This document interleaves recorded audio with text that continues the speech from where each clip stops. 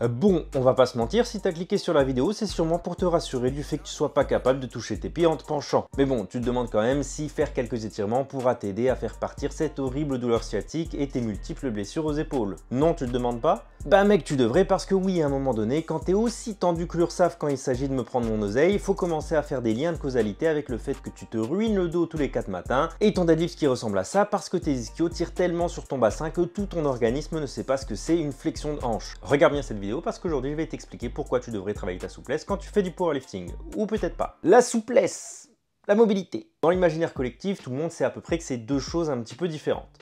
Et a priori, dans le monde de la fonte, que ce soit muscu, body, power, haltéro, crossfit, il y a un consensus pour dire que la mobilité c'est quand même mieux que la souplesse. C'est pas vraiment ça. La souplesse c'est simplement ta capacité articulaire, musculaire, tendineuse à aller dans une amplitude. Alors que la mobilité c'est ta capacité à contrôler cette amplitude, à y générer de la force, à te mobiliser dedans, à t'y mouvoir librement. Donc en fait, la mobilité, c'est simplement une notion de souplesse cumulée à une notion de force. Est-ce qu'il y en a une meilleure que l'autre? Non. Tout simplement parce que les deux sont connectés. Il n'y a pas de mobilité sans souplesse, et la souplesse seule, elle ne sert pas à grand chose. Donc avant de vouloir travailler ta mobilité, il va falloir être capable d'aller dans certaines amplitudes. Passivement au départ, puis après de manière active. Mais du coup, est-ce que c'est utile?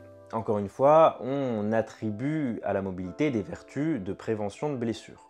C'est plutôt vrai. Si ton corps est habitué et renforcé aux amplitudes extrêmes, il y a peu de chances de t'y blesser. Si tu es mobile, tu réduis le risque de blessure. Et en FA, c'est tout autant utile. Si tu es mobile, tu donnes suffisamment de marge de manœuvre à tes articulations en cas d'échec ou d'erreur technique. Je donne souvent l'exemple du deadlift. Le deadlift est un mouvement à dominante de hanche. Ce qui veut dire que si tu veux maximiser tes gains dessus, il faut être capable de faire une flexion et une extension de hanche et d'être fort sur cette flexion et extension de hanche. La flexion de hanche pour mettre en tension tous les muscles associés et l'extension de hanche tout simplement pour soulever ta barre. Sauf que certaines personnes n'en sont pas capables pour plusieurs raisons, deux généralement. Première raison, c'est qu'elles n'ont pas le schéma moteur permettant de faire une flexion de hanche. Elles n'en sont juste pas capables, elles n'y arrivent pas.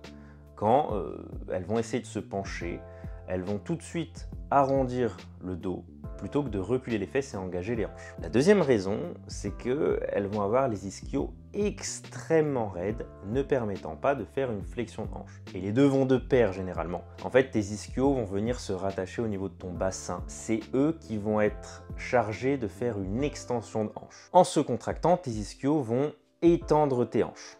Donc ça va faire ce mouvement-là. Sauf que s'ils sont très raides, ils vont rester bloqués en extension de hanche et donc t'empêcher de faire une flexion. Sauf que sur ton deadlift, si tu ne fais pas de flexion de hanche, tu vas mettre toutes les contraintes du mouvement sur ton dos. Et comme toutes les articulations qui vont subir beaucoup de stress à un moment donné, et ton corps va te le faire comprendre. Alors que travailler un petit peu ta souplesse des ischios et de toute ta chaîne postérieure te permettrait de faire une flexion de hanche et donc de répartir beaucoup mieux les forces sur tout ton corps, notamment sur tes hanches. Ce qui te permettrait de réduire le risque de blessure et d'être plus performant puisque tu vas mobiliser plus de muscles. Donc là, tu peux te dire, d'accord, donc en fait, je vais passer ma vie à m'étirer. Je vais faire des étirements, je vais faire de la mobilité, je vais en faire énormément pour être capable d'accéder à énormément d'amplitudes extrêmes. Calme-toi quand même.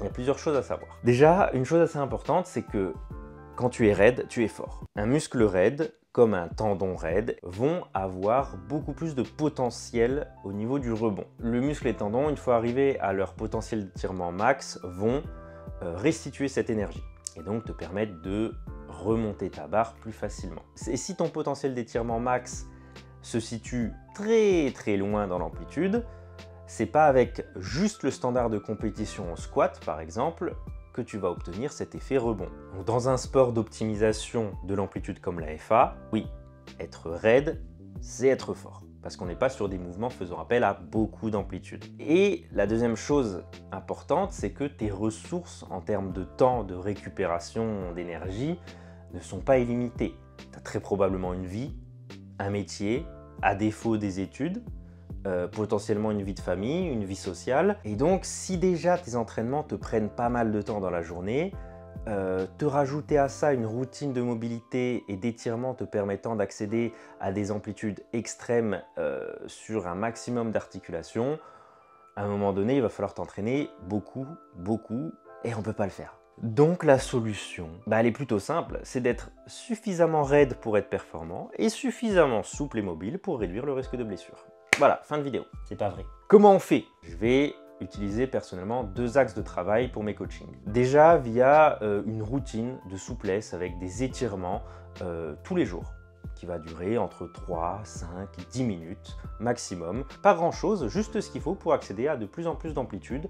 Je vais aussi placer des exercices de prophylaxie, que ce soit via de l'échauffement ou dans le corps de la séance. Ces exercices-là vont venir travailler, mobiliser les amplitudes lésées par les mouvements de compétition. Ce travail annuel permet en général d'éviter le gros des blessures liées au manque de souplesse et de mobilité et de l'hyperspécificité. Ensuite, à côté de ce travail annuel, je vais, en fonction des périodes, notamment les périodes loin des compétitions, qu'on peut appeler hors saison, en étant loin des compétitions, en fait, ça nous permet de réduire le niveau de spécificité. Réduire la spécificité permet de réduire le risque de blessure.